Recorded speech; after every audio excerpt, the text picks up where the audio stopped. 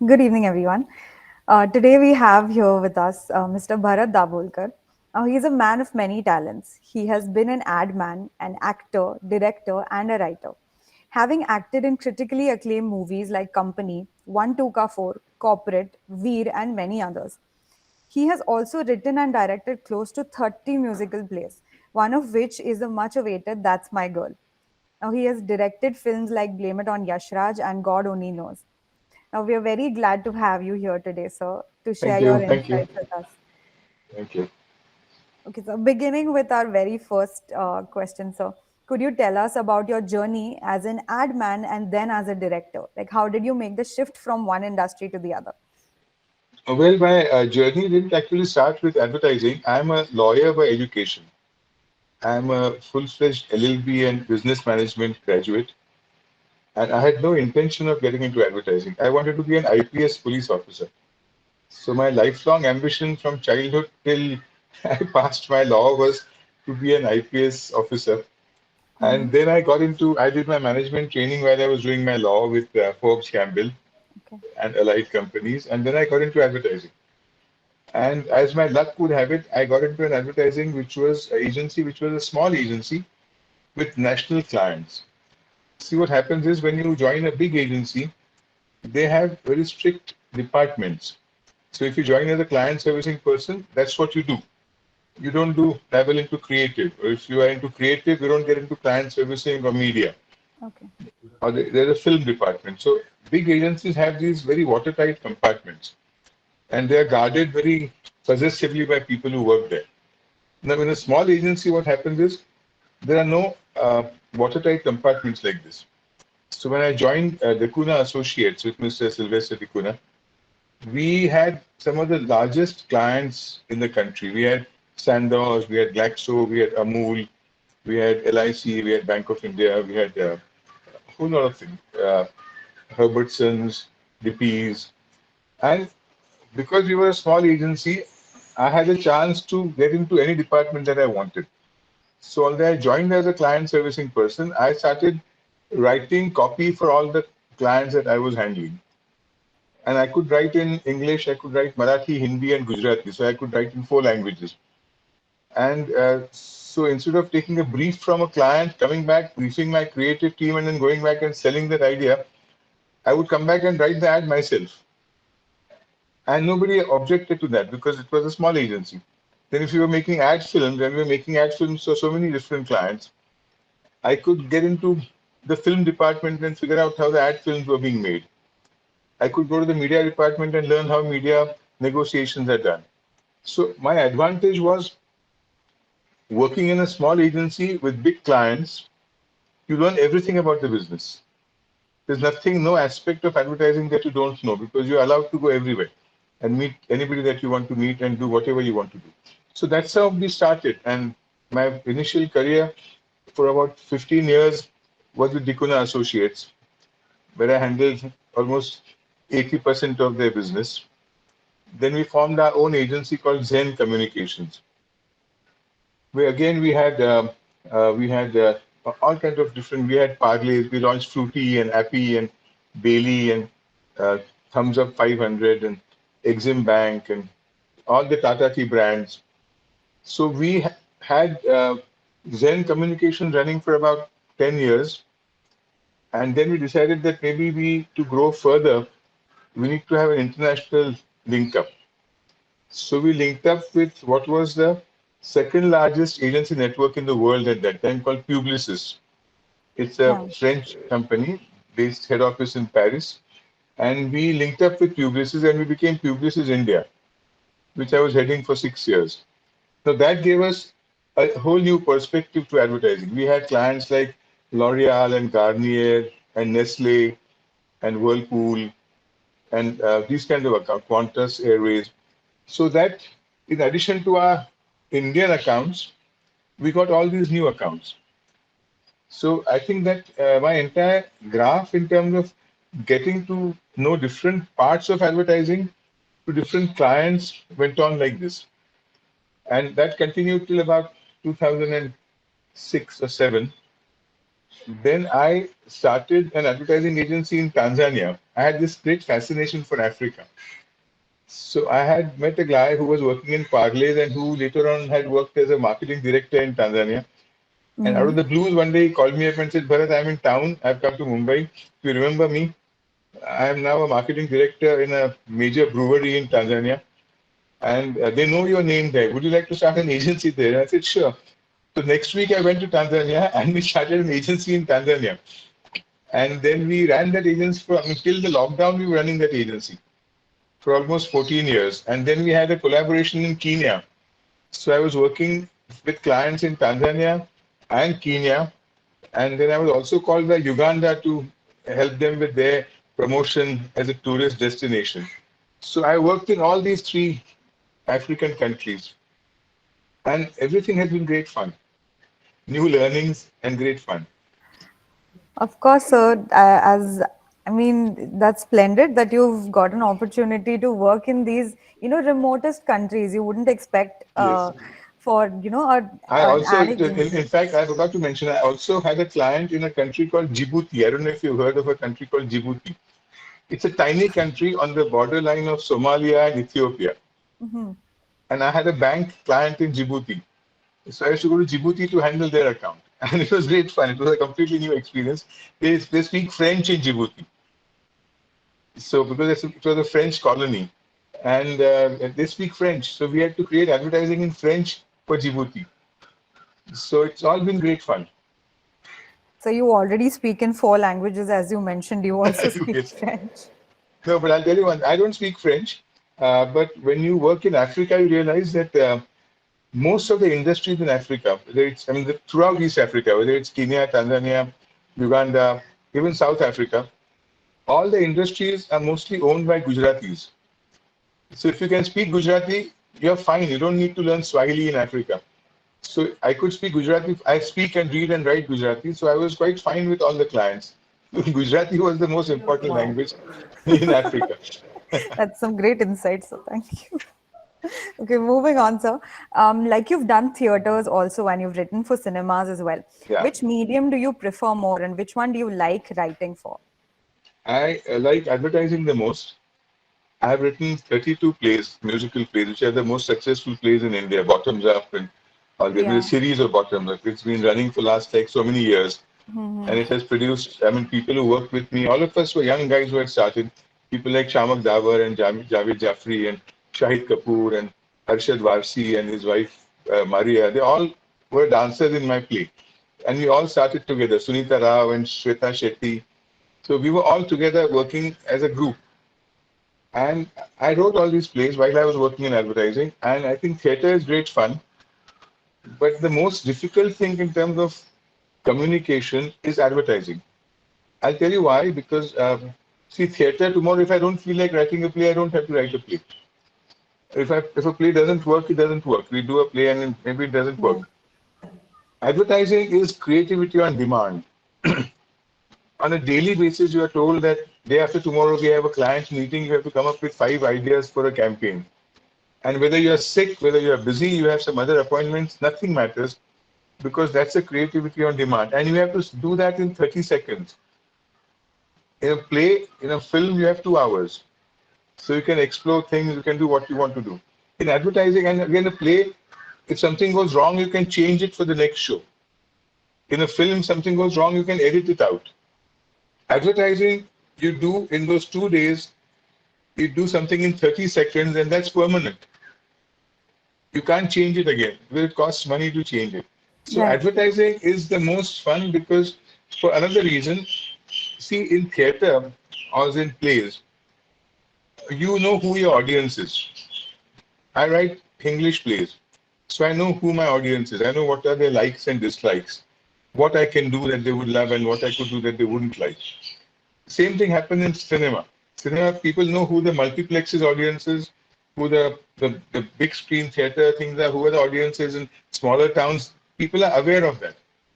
Advertising, you're talking to people you don't know. If I create a campaign, I'm talking to a person in Mumbai, Pune, Delhi, a small village in Bihar, a tiny village in Kerala, in Tamil Nadu, in Assam. Everybody is seeing that ad. I don't know who's seeing my ad. then to create something that would appeal to everybody and to make them buy what I'm selling is the most challenging and the most exciting thing to do. That's the best part of advertising. I think that is a very fresh perspective that I've heard, sir. Because when we talk about writing for advertising, you usually say that you're writing for masses. And that's very true that you've mentioned when you're writing for a play or you're And writing there's for nothing, I'll give you an agency. example. I'll give you an example. People always say that let's write for a consumer segment. Yeah. And somebody, I remember in lockdown, somebody had a long conference with me, similar conference, and they said, so how do you think the consumer is going to behave after the lockdown? And I said, I have a counter question to you. Tomorrow there's a match happening someplace, cricket match. How do you think the batsman is going to play? So he said, what do you mean batsman? Which batsman? Are you talking about Virat Kohli or who are you talking about? I said, it's the same thing with consumers. When you say, how is a consumer going to behave? Which consumer are you talking about? Are you talking about the consumer in Maharashtra or Bihar or Kerala or Assam or Andhra Pradesh? They're all different. They'll behave differently. So he said, okay, let's stick to consumers in Maharashtra. How would they behave? I said, Mumbai, Pune, Nagpur, Sholapur, Yeah. Amravati, Nasik. Which consumer? So they said, okay, let's stick to a consumer in Mumbai. I said, men or women? So he said, okay, let's stick to men. I said, 18 to 30, 31 to 45, 46 to 55, or 60 plus. He said, okay, let's Mumbai man earning 40,000 rupees a month. I said, a person who's just passed out of a business management college and got a job at 40,000 rupees, or a factory supervisor who's working for 25 years and is earning 40,000 rupees. So I said, there's nothing like a consumer. There are these many segments. So when you say, I want to create an ad for a consumer segment, the most difficult thing to do is identifying who's your consumer segment. Who are you talking to? And where are you release? If you are talking to a 25-year-old man, where would you advertise? Would you advertise on an IPL match? And if you're talking to a 25-year-old girl, where would you advertise? Again, IPL match, or would you do it on some other fashion show or something else, or a film? And then again, would that girl be the sort who wants scientifically explained things, or is she looking at the glamorous Mhm. thing? Do you want to just put a film star's picture and she would buy, or she's more intelligent to sort of understand what the product is? There are so many variations in advertising. So there are no hard and fast rules and there are no easy solutions. True. So if you're saying there are so many segments just in one city like Mumbai, I'm guessing Yeah. there'll be so many segments to focus on if you're a Yes. pan-India brand, right? Yes. That's Yes. what makes advertising interesting, I'm guessing. Okay, so moving on, could you tell us which one is your favorite play, or which one you've directed or My written? favorite play was the first play which I wrote and directed, which was an adaptation of a Marathi play by P.L. Deshpande called Tuza Hmm. Hai Tuza Pashi, which was the first ever English play ever performed, and that changed, that revolutionized English stage in India. Because before that, English plays were very English. There were plays which were done on Broadway theaters, West End, and they were done exactly the same way here. The same people wearing the same kinds of clothes. Their names were Tom and Mary and those kinds of things. So the appeal of that was very limited. So people who understood English and wanted to see English plays were about maybe what? You could do about 10, 15 shows. Because Marathi speaking people saw Marathi plays, Gujarati speaking people saw Gujarati plays, Hindi speaking people saw Hindi plays. So no one was interested in seeing an English play which they couldn't relate to. So this play, which I called It's All Your Janab, was the first play where there was, in an English play, there was Urdu Shairi, where there were people from different regional theaters. There was Manmohan Krishna from Hindi film industry. There was Harish Patel, Mohan Bhandari, Shehnaz Patel, people from different industries coming together and talking the way we talk, not English English. That's how that English thing Yeah. was born in theater. And that was my, I think that was my, because it was my first play, it was my most favorite play. But Bottoms Up was my most successful play. Bottoms Up till today is the longest running play in the history of English theatre in India. It's the only play that got reviewed by the American Time magazine. And it just went on and on. So bottoms up in success terms, bottoms up was I think bottoms up was the most successful play. Mhm. But it's all your Janab is something which is very close to my heart. So I'm very sure that both of these plays are close to your heart, as you mentioned. So could you take us through how how's the process of writing a script for a theater as compared to a script for an ad film? See, ad film, as I said, is see theater is it's like fine arts. It's like making a painting. You just think of something, you think of a story, you think of characters, and you write something like a film. There's somebody sitting down and saying, "This is the kind of story I want to create." Advertising is not like that. Advertising is about selling a product. You know, it's what I call it's it's not fine arts. It's commercial art. You have to sell a product. That means you must find out who is buying that product, what are they buying right now, how can I make them feel that this is a superior product. Because sometimes the products are similar. The only difference is the advertising. And that makes advertising more difficult and more focused because you get 30 seconds. Now you get 20 Right. seconds. As time goes on, you get 10 seconds. And in that 30, 20, or 10 seconds, you're supposed to entertain, inform, use a film star if you have to, do all of that. And make sure that everybody in India likes that product and wants to buy it. Maybe they're buying something else and you hope that they're switching back to your product. So writing for advertising is completely different than writing a play. And it's much more exciting. Writing for an ad is much more exciting. Much more exciting. Okay, as you've already previously mentioned, sir, that you have a deadline. You have to You convey have a that deadline. message. No, no, you have a deadline. And as I said, you may create 4 campaigns for presenting to a client, and the client may reject all those campaigns Mm-hmm. and say, come up with something else. And then you again get 3, 4 days to come up with something completely new. And he may reject that again. And you keep on going back to him maybe 15 times and hope that he'll buy one of your ideas. And it's so much difficult. In a play, that doesn't happen. You Yeah. sit and write, somebody puts in money, and you just do a play and hope that it works. So, so I was reading a few articles, sir, that a few interviews that you've done. Now, here's something that stood out for me. You say that you have a fundamental right as a writer to write whatever you want and not care about what others feel. And this is the wrong way to think, is what you've said. Could you tell us about this I'll tell you perspective what of yours? happens. Somehow, people who are creative think that they have a right to write what they want, and they don't have to give a damn about whose feelings it hurts. And I think that's the wrong thing to do. You're a part of society. I'm a Mhm. lawyer. In law, we have a thing which says you have a fundamental right to swing your arm the way you want it. But that fundamental right stops where the other man's cheek begins. Yes. That's the thing in law. And I think that same thing, according to me, holds for advertising or theater or films. You cannot say that I will write something that will hurt either religious feelings or any other feelings of somebody and say, but I have a right to do this. You can't do that. And I've been fighting for this Right. all my life.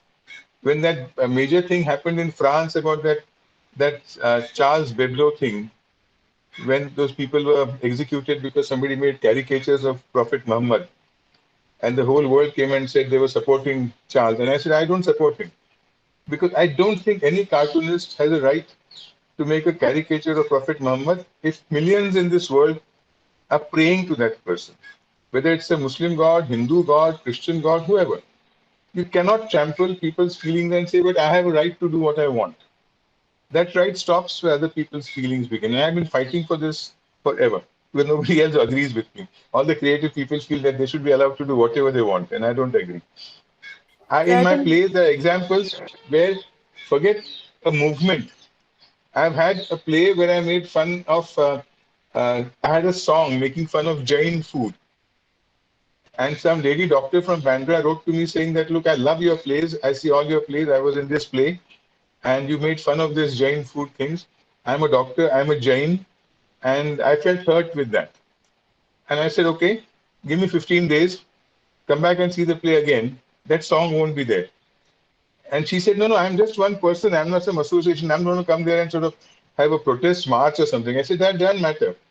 Even if you're one person in my audience, if you don't like my play, there's nothing I can do. That's the way I write. But if it hurts you in any way, I will change it. And I dropped that song. And she came back and saw the play again and sent me some 5 books on Jainism as a gift. So I firmly believe that you must respect people's feelings, whether they're social feelings, religious feelings. You can't take a chance with them. So this is exactly where I was coming to. Like even when I was reading this article of yours, which mentioned that you change, you change something that hurts your audience, and I really couldn't, believe that you would do it for this one person who came and told Yeah, you or gave you a review for it. yeah. So, sir, do you find it difficult to then revamp the entire thing and fit it into your No, previous script that you've no. written? That is where your creativity comes. In Bottoms Up, what made Bottoms Up so popular was every show was different. In every show, we had some new skit. Mm-hmm. Now, let's say on a Sunday, if Mumbai had major rains and things were flooded, in that evening show, we would have a joke about Mumbai rains. If there was a time when some prime minister did something and it became a big news, we would have a joke about that. So, Bottoms Up was so topical that what was happening on that day would reflect in the play. And all the actors were so good with this that I would write in the morning, I would call them a little early to the theater, and they would rehearse those lines and do it like they've been rehearsing it for months. That was the advantage I had with some great actors. That's what. So the directors and actors have to be in the same You tune have to, to you have to. execute a topical play like this, right? I can write topical stuff, but unless the actors can sort of come up with their talent and make it sound like it's easy. I mean, we've been doing it before because Yeah, they've never heard of those lines. Those lines were given to them 2 hours before the show, and they still had to go on the stage and do it effortlessly. right. And I think you have immense trust in your actors, like you've previously also mentioned in your very first play when you chose your actors. Yeah. You've put all your trust into them, saying that they're going to execute the art that you're trying to create. But you know, that is true of everything that you do in life. See, I have a choice. I can pick up any actor that I want. I'm the director. So Right. I have a choice. Once I've chosen those actors and they've read my script and they're going to follow that script, I can't interfere in what they're doing all the time. I always tell them, don't add anything. You can't have a go on stage and suddenly think of a line and add that in. That is not allowed. But when they're brilliant actors, let them be. And I feel the same about advertising. Why Amul advertising is so good is because Dr. Kurian had that faith in us. When he gave us the account, he came and said, look, I have a choice of 400 or 4,000, whatever agencies he had a choice of. He said, I've chosen your agency. Don't show me what you do. Do whatever you think is right because I have faith in you. Now, when a client puts that kind of faith in you, you bend backwards to make it happen. Because there's Hmm. nobody, you see, if I was coming to MET and I had to create something for you, and I'd say, okay, all the people who are here today, let's show it to them and take their views. And we create something. And if that goes wrong, then I'm not responsible alone. We all saw Right. it. We all agreed to this. But suppose MET tells me, do what you want, don't show it to us. We have faith in you. Then the responsibility on my head is much more because there's nobody else taking the blame or sharing the glory.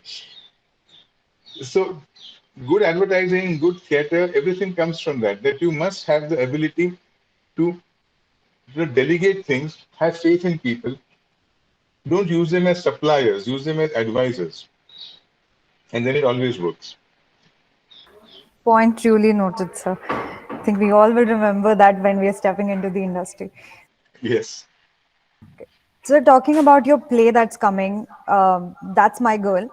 Now, in That's one not of coming. That's that's come. In already fact, released. that stopped before during the lockdown. It stopped. It ran for Okay. almost, I think, more than 1.5 years. Uh huh.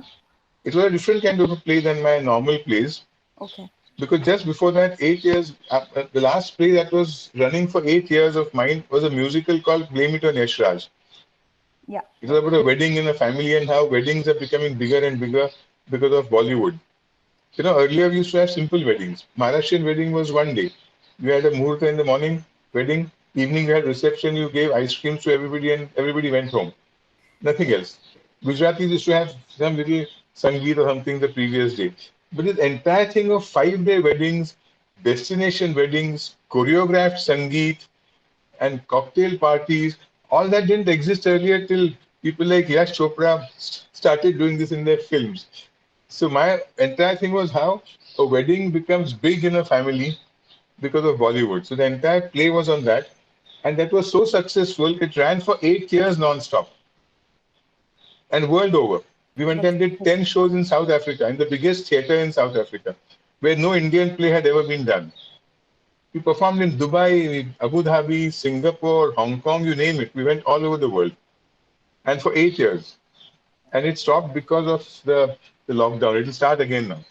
So That's My Girl was a smaller play. It only had three characters, Anant Mahadevan and Shweta Rohira and Ananya Datta. And it was Right. a Yeah. very lovely story of a relationship between a father and a daughter. Humorous, but not like bottoms up humorous. It was a relationship story. And that worked very well. People loved it. So when people love this play so much, and one of these articles also that I've read, you write the whole play without getting into discussion with people. Now Yeah. you write what you feel, and you rarely do a second draft. So could No. you tell us about that? I'll tell you what, normally people always have this thing that you write something, then you sit in a committee and discuss the thing, and somebody has some ideas, Yeah. and then you change it. I don't like that. Whether it's my advertising or my plays, I sit alone and write it.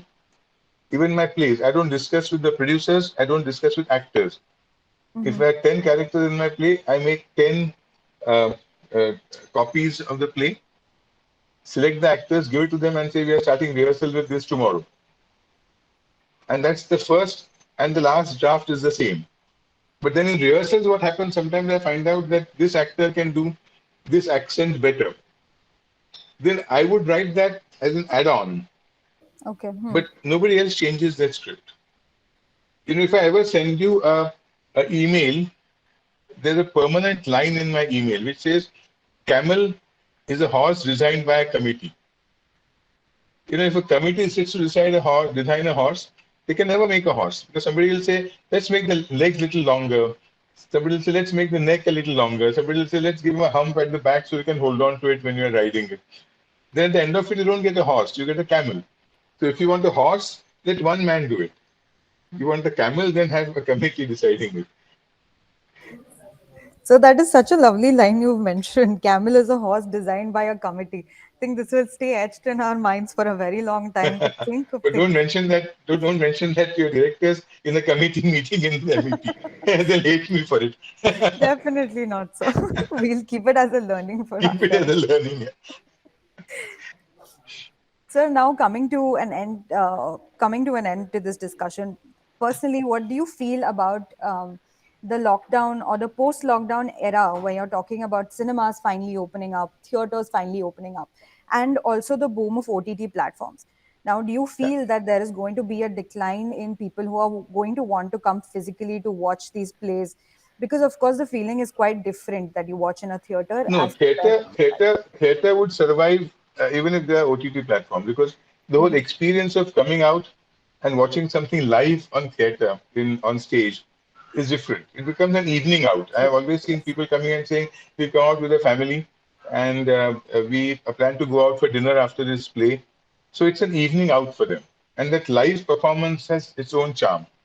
True. In, Yes, sir. the only thing that's going to happen is people have seen such fantastic stuff on OTT platforms that whether it is theater or cinema, unless you can give them something that matches that, people won't spend so much money to come out.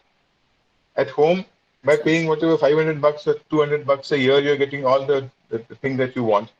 Why would you spend so much money, 400 rupees per ticket, and maybe 2,000 rupees for a box of popcorn to come and see a Right. film outside, unless that film has something that is much more as exciting as what you see on an OTT platform. And now lots of film stars have started doing films for OTT, acting in OTT platforms. Right. Some of the Yeah. biggest stars. So you'll get to see them. You don't have to go to a theater to see it. So unless it's a big film, that has to be seen on a big screen, people won't go out. And frankly, in whether it's cinema or theater, you don't really know what works. I mean, that the film Pushpa, which has become such a huge hit, Yeah, I saw it only because everybody kept on saying, "Have you seen Pushpa? Have you seen Pushpa?" I saw Pushpa, and I think it is like a film, 1970s Amitabh Bachchan film, The Underdog winning. So it's simple, and I think it's the simplicity of that film. I think that's what made it work. I mean, there were good songs right. and all that stuff, but it was the simplicity of an underdog fighting his way up and winning. I think that's the theme that never fails to work. Everybody, see, That's people. right. What happens is people identify with the heroes, so they see themselves in those heroes. So when an underdog hero wins, and that's why heroes which look very good don't become very successful, Yeah, because the then people commoner can't ones. you can't identify with the Hrithik Roshan. You can identify with Rajnikant because if you're a Tamilian, you could look like Rajnikant. You could see yourself in that. But if you're this Greek god kind of a guy, then people find it difficult to identify. They know this guy is much superior to us. Yeah, We can't be like them. you're very right, sir. So, sir, since you're saying that now these films and OTT platforms, they're trying to create content that is Yeah. going to be catered to the tastes of the audience. Now, would you say that a budget of a film or an OTT or an ad film, for that matter, a budget on any creative product influences the script, or does that need to be changed, or it's a creative No. liberty that creators I'll tell you what happens. It becomes a money making racket, very honestly. You can make a great ad film for a very small amount, have? but then people make it big because everybody wants to make money in this. It's the same thing with films. When you say this film is a 200 crore film, it's not 200 crore worth film. It's worth 70 crores. But the amount you spent on superstars and the number of days that you keep doing that, and the amount of time wasted in making that film, and the amount of shots that you take from 15 different angles each shot, that is what makes it expensive. A good script, a good content doesn't need all that. There are some brilliant films which were made in maybe one house, and it worked, even today. And then you make a film with superstars traveling all over the world, and those films don't work. So it's the content, and is that content interesting enough? The advantage that films or theater will have is people are tired of sitting at home.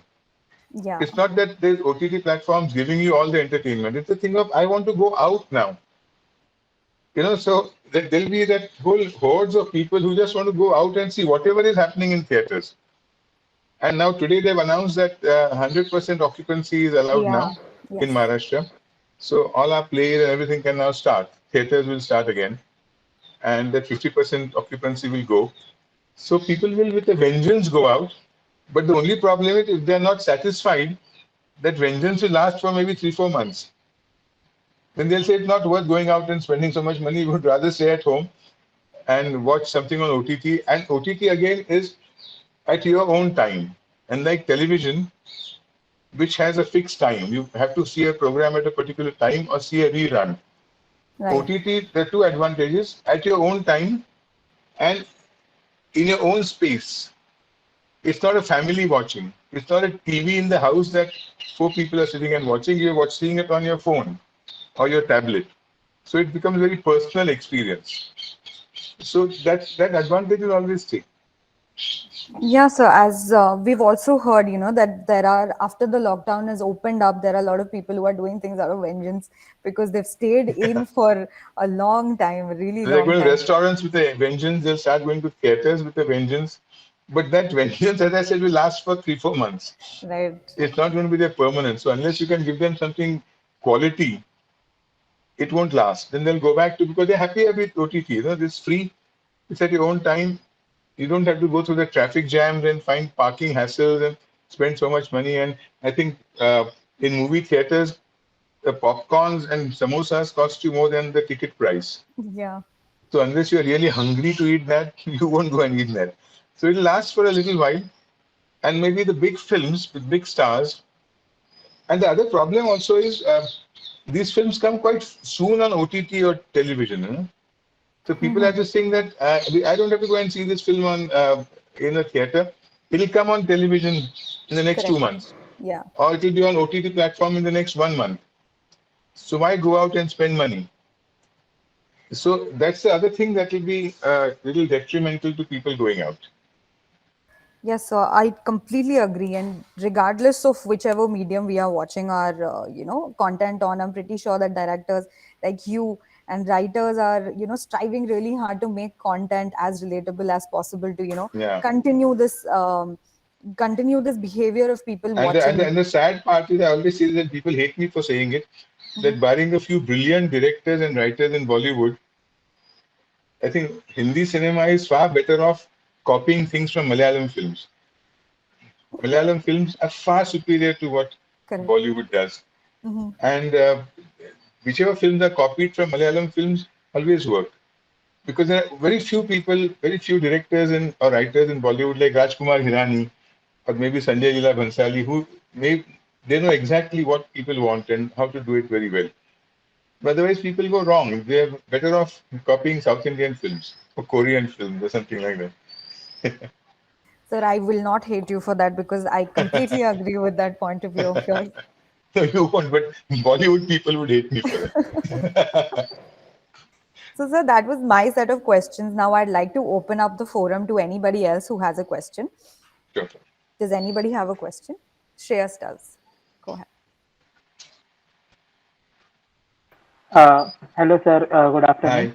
Hi. Good Sir, afternoon. I recollect you from the movie The Lokmanya, and you Hi. did a Okay. pretty good job.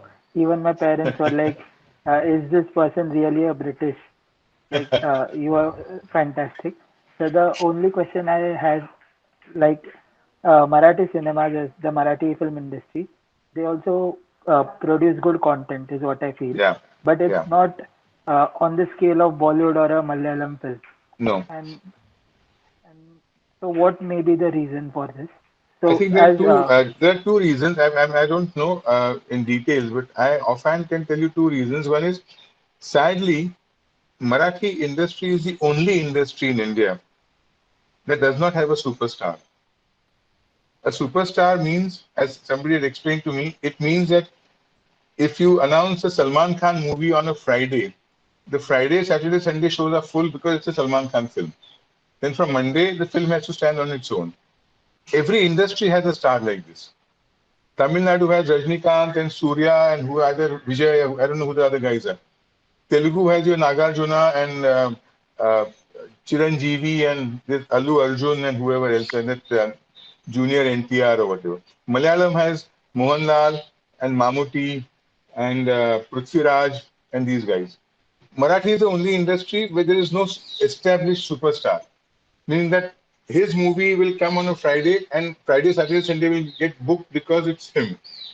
So that's one. Marathi has great content, but I think Marathi content is uh, very realistic because they're brilliant writers in Marathi. People are looking for fantasy.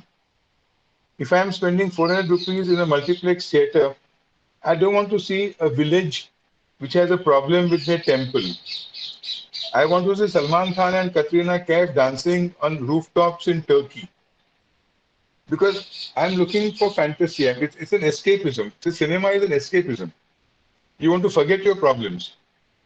I did a play in English, a brilliant play in Marathi, Purush, which was which is the play in Marathi that launched Nana Patekar and this girl Rima Lagu. Brilliantly written play by Jaivan Dalvi. Launched the careers of these great people like Nana Patekar and Rima Lagu. I did that in English. It's a story of a school teacher which gets raped by a minister and her fight for justice. And how no matter how hard she tries, you can't fight against money and power. Brilliant play. People wouldn't come to see it. And I would tell them, I said, look, this is a fantastic play. Why aren't you coming? They said, then yeah, we would rather see bottoms up, which will make us laugh. Or the rapes and all that we see in morning papers, we see it on television. शाम को हम निकलते हैं तो कुछ entertain करो यार फिर से वो मत दिखाओ. So people do not want to see reality. They would rather see escapism. They want to see heroism. They want to see fantastic locations. They want to see great dances, pretty women. So even if you take liberties, like Bajirao Mastani took lots of liberties. They didn't stick to the historical facts. That Bajirao's wife was had some leg problems. She couldn't dance, and even if she could dance, she wouldn't dance with some other lady that Bajirao had got at home, Mastani. But people didn't mind all that. It looked damn good on screen. Priyanka and that girl looked damn good dancing together in a Marathi Nauwari sari. So people didn't mind. So people are looking for escapism. So Marathi films have to give them escapism. They can't keep on giving them reality because people want to get out and forget their problems. So if you start showing problems of other people, then I'm not interested. I'm not. See, I'm not an expert on this. This is just my observation as a person who wants to see a film. So if you ask me, I when I met Manmohan Desai years ago, I told him, sir, if you stop making films, I'll stop seeing films. I see all your films. I loved Manmohan Desai films. They were crazy films. I mean, they had situations which were mad. I mean, I remember Amar Akbar Anthony, where that girl is fallen down, Shabana, I think, and Nitu Singh holds her wrist and looks at her and tells her, "Congratulations, आपकी बेटी माँ बनने वाली है." You know, by looking at her, holding her wrist, she tells him that. People don't mind if they're entertained. And I asked this question to Manmohan Desai. I said, "Sir, you've shown one mother getting blood from three different people, one Muslim, one Christian, and one Hindu, at the same time. And that's medically not possible." He said, "Yeah, but Bharat, that's fantasy. People love fantasy. That for them, it shows love. That three religious people giving the same mother, it's a love for the mother by a Christian, a Muslim, or a Hindu. People don't see it like a medical impossibility. So people want to be entertained. People want to see something fun. And I think Marathi industry, they have fantastic subjects. I know all of them. I've acted in some Marathi films. I've acted in Me Shivaji Raje Bhosle Bolpe. Brilliant film. Mahesh is an excellent director. But I think that worked at that time because it was a thing of Marathi people feeling that we are not given, everybody is coming and taking our jobs away. We are not treated well. So in that background, a film like that worked brilliantly. It was still escapism because Shivaji Maharaj comes and tells a guy that you should fight your own battles and don't just be shy. And he suddenly starts fighting battles. It's not going to happen. But that was again fantasy.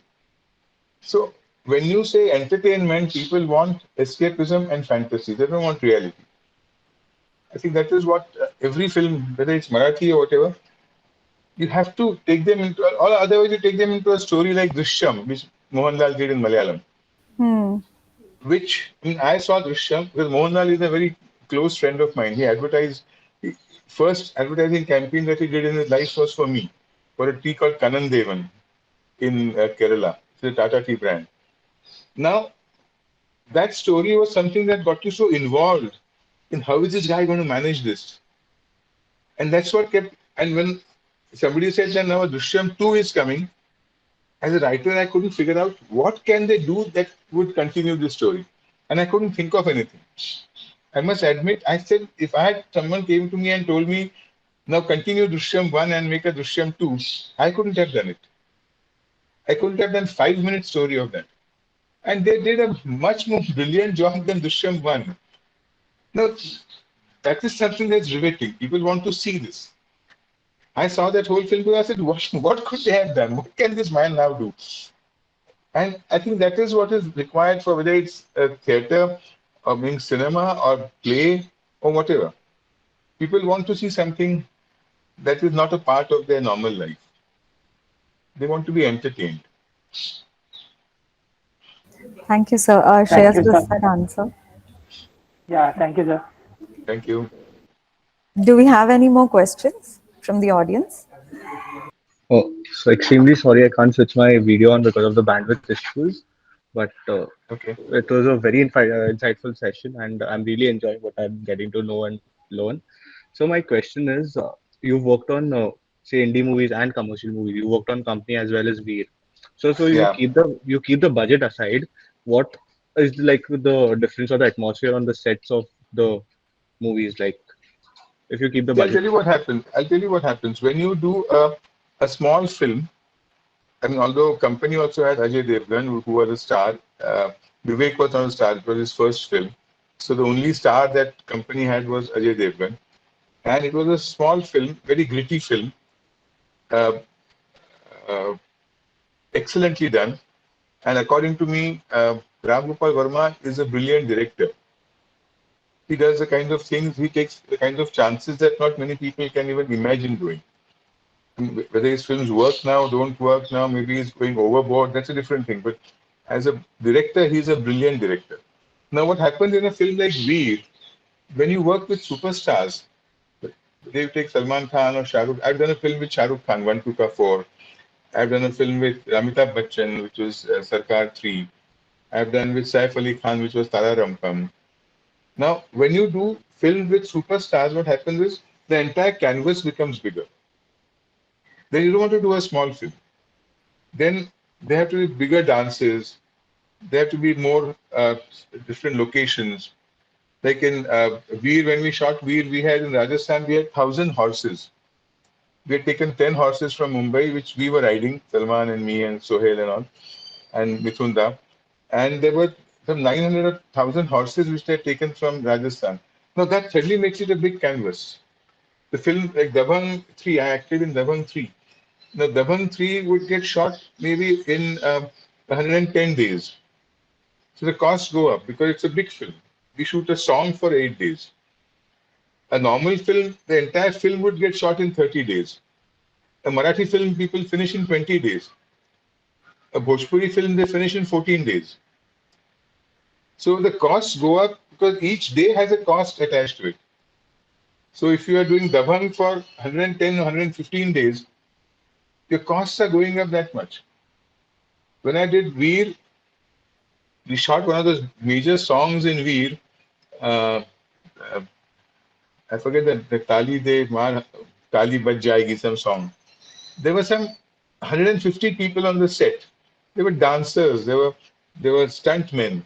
There was Mithunda, Salman, Sohail, Zareen, who was being launched, Neena Gupta, you name it.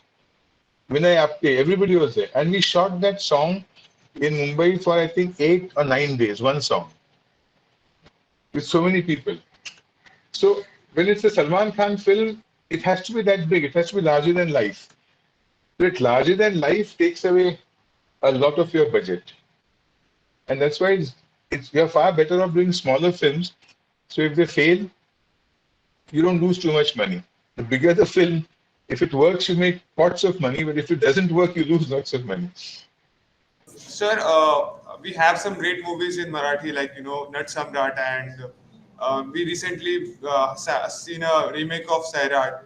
So Sairat did well in Hindi cinema. So do you really think that there is anything we can't remake or we can't copy the Marathi gist in Hindi cinema? No, As you can. I'll tell you what went wrong with Sairat. Sairat worked because of its simplicity. Sairat had no stars. It was realistic to the core.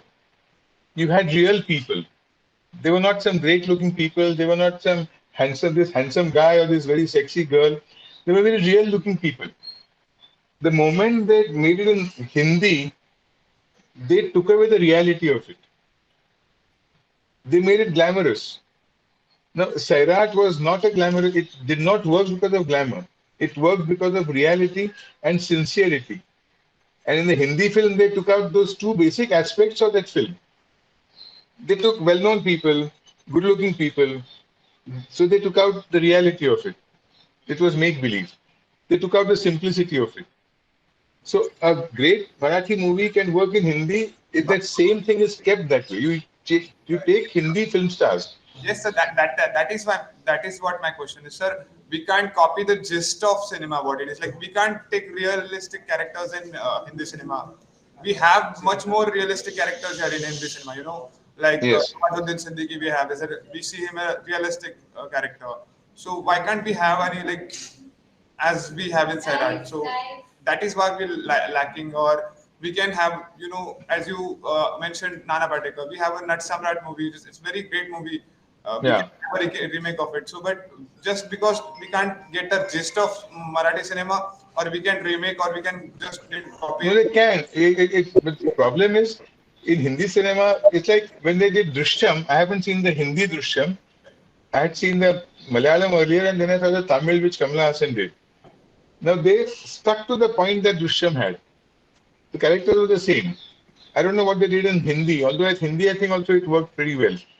So I think if you take a regional film and don't try and add what you think is the Hindi film glamour to it, then it works. So if somebody had done Sairat in Hindi, frankly, if they dubbed Sairat in Hindi, it would have worked better instead of remaking it. See, a film like now, take a lot of these Telugu films that are now coming. The Pushpa, I mean, Pushpa has become such a, it's in 5 languages. They haven't remade it. They haven't said we'll buy the rights for Pushpa and make it in Hindi. They've just dubbed it and it made a business of 100 crores, or over 100 crores, dubbing in Hindi with a good voice. Shreya Salparia did the voice in Hindi. Now, if Sairat, if there was an intelligent guy, he would have dubbed it in Hindi and Tamil and Telugu and made pots of money. They didn't have to remake it. People must know when to remake and when to dub. And half the time, these big movies, you're better off dubbing than remaking. Now, when I saw Pushpa in Hindi, I didn't see anything missing in that. It looked fine for me. I've done a Telugu film with Nagarjuna. I've acted in a Telugu film, which was later on dubbed in Hindi. It is called King Number One or something. Now, I've acted in that with Nagarjuna. Now, they didn't remake it in Hindi, they just dubbed it. And I think it worked fairly well. So, to answer your question, if Sairat or any other great Marathi movie, if they dub it in Hindi, it'll work better because Marathi has brilliant actors. That's one thing that Marathi has in abundance is that Marathi has brilliant actors. There are very few actors of that caliber in Hindi. So, to answer your question, dubbing Marathi films which are good is the answer, not remaking them. Thank you, sir. Thank you so much. Thank you. We're taking our last question for the day. Mansi, you can ask your question. Thank you, Anand. Hello, sir. This is Mansi. Hi, Mansi. So as you said, yeah. So as you said, you're a lawyer by education, and you write, act, direct, and you have met so many people in your life. So Yeah. it's just a simple question that, which is the one thing that keeps you going and motivates you to do what you're doing and working on right now, and also a piece of advice for our generation. Piece of advice for your generation is that I never get stressed in my life. I have never got stressed. I advertise for Aspro and Aspro 600, and I have never got a headache in my life. I have, so I don't take stress. I surround myself with animals, which make sure that I always have my cool. I have never drunk in my life, not even wine or beer. I've advertised all Vijay Mallya's liquors. They're all my names and my advertising campaigns. McDowell number one, Signature Whiskey, Honeybee Brandy, London Pilsner Beer. All of them are my campaigns. And I've never touched any of that. I have never smoked, taken a puff of a cigarette in my entire life. And till today, every morning I work out at least for an hour. I have a gym in the house. So if anybody can manage that, then you can keep doing things forever. Thank you, sir. Thank you so Okay. much. I would like to thank you, sir, for coming and speaking to us, bunch of kids here.